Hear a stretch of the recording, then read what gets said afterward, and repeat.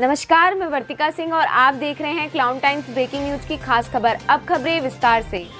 इस वक्त हमारे साथ हैं श्री काशी अग्रवाल समाज के नवनिर्वाचित सभापति संतोष कुमार अग्रवाल। आइए जानते हैं आपके 3 साल के कार्यकाल में क्या करने वाले हैं। मैं अपने 3 साल के कार्यकाल में सबसे पहले तो समाज का सारी गतिविधियां जो है डिजिटाइजेशन करना चाहता हूं, ताकि समाज के सभी लोग जो भी सभासद हैं इससे ज्वाइन कर सके, इसको देख सके और समाज की जो गतिविधियां रोज़ की रोज़ गतिविधियां हैं वो उसका हिस्सा बन सके।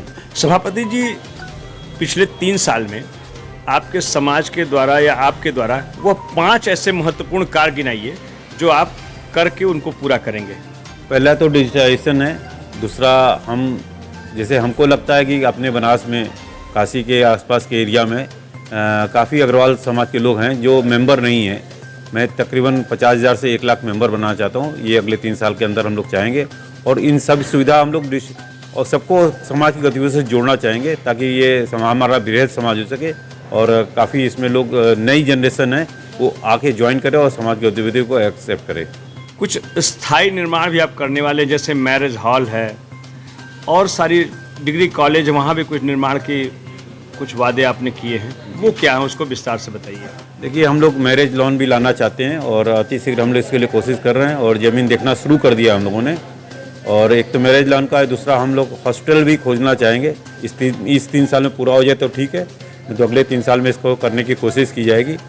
तीसरा हम लोग का है कि एक लॉ फैकल्टी, जो ज़मीन हम लोगों ने परमानेंट डिग्री कॉलेज के पास लिया था, उसमें एक लॉ फैकल्टी के लिए अतिशीघ्र सरकार से और जो भी उसकी फॉर्मेलिटी उसको पूरा करके अतिशीघ्र लॉ फैकल्टी चालू किया जाएगा। इसमें इस सभापति पद जैसे महत्वपूर्ण चुनाव को जीतने से पहले भी आपका एक ट्रस्ट, काशी अग्रवाल समाज का कोई ट्रस्ट, आप उसके माध्यम से अब तक आप लोगों ने क्या कार्य किया है? अग्रवाल महासभा चैरिटेबल ट्रस्ट हम लोगों ने बनाया है, जिसके माध्यम से हम लोग सेवा कार्य करते हैं। इसमें सबसे बड़ी हम लोग को उपलब्धि हुई कि कोरोना काल में करीब 70-80 हज़ार पैकेट हम लोगों ने ताज़ा खाना बनाकर बांटा है और विभिन्न सरकारी माध्यमों से बांटा है। इसमें माननीय प्रधानमंत्री की तरफ से हम लोग को प्रशंसी पत्र भी मिला है और विभिन्न सामाजिक संस्थाओं ने भी हम लोगों को काफ़ी सम्मान किया है। और हम लोग कुछ न कुछ करते रहते हैं, जैसे विधवा आश्रम है, विधवाओं को हम लोग हर माह पेंशन भेजते हैं, ऑनलाइन भेजते हैं, उनके खाते में दवा ववा करके लिए पैसा भेजते हैं। कई माता बहनें हम लोग से जुड़ी हुई हैं और भी हम लोग कुछ न कुछ निराश्रित आश्रम में और कैसे कैसे कुछ करते रहते हैं ताकि समाज सेवा होती रहे। सराफा कारोबारियों की बड़ी संस्था, काफ़ी पुरानी संस्था है जो ट्रस्ट है आपके उधर ठठेरी बाजार में, उसके भी आप बड़े पद पे हैं, तो वहाँ पर आप लोग कुछ नया निर्माण करने जा रहे हैं, ऐसा कुछ सुनने में आया है। देखिए, हम लोगों ने हमारे पुराने सराफा व्यवसायियों ने, जिसमें हमारे पिताजी और भी संस्थाओं के लोगों ने जुड़ के सराफा बाजार के लोगों ने एक अतिथि भवन न्यास बनाया था। करीब 40-45 साल पहले उसको खरीदा गया था कि अपने व्यापारी बंधु आके, सराफा व्यापारी बंधु आके रह सके वहाँ पर, लेकिन किन्हीं कारणों से नहीं बन पा रहा था। उसमें श्रीनाथ जी का भव्य मंदिर भी है, तो हम लोगों ने उसके जीर्णोद्धार का प्रयास किया है और अभी हम लोगों ने वाटर कूलर भी एक लगाया है वहाँ पर, ताकि सराफा व्यवसायी गर्मी के मौसम में उनको शुद्ध और ठंडा पानी मिल सके। और उसमें काफ़ी हम लोग निर्माण की सोच रहे हैं, जिससे अपने सराफा व्यवसायी आके रहें और उनको सुविधा मिल सके। पिछले कार्यकाल में काफ़ी भ्रष्टाचार के आरोप प्रत्यारोप का दौर काफ़ी चलता रहा।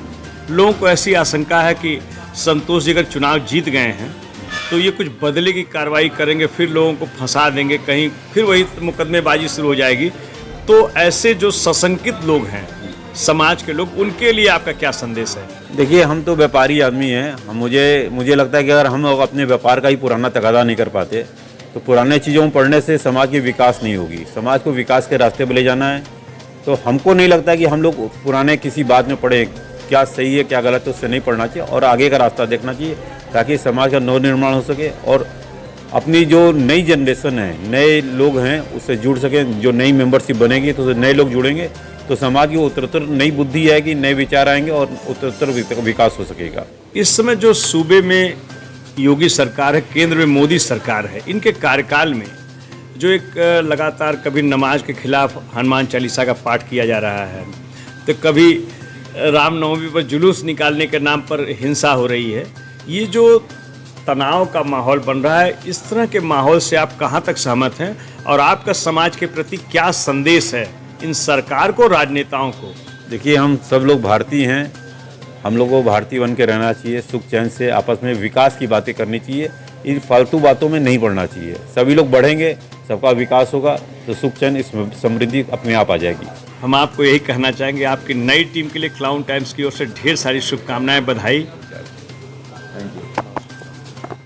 क्लाउन टाइम्स ब्रेकिंग न्यूज की खास खबरों को देखने के लिए हमारे YouTube चैनल को सब्सक्राइब करें, लाइक करें और बेल आइकन पर क्लिक करें। क्लाउन टाइम्स की खबरों को अगर आप हमारे Facebook पेज पर देख रहे हैं तो हमारे Facebook पेज को लाइक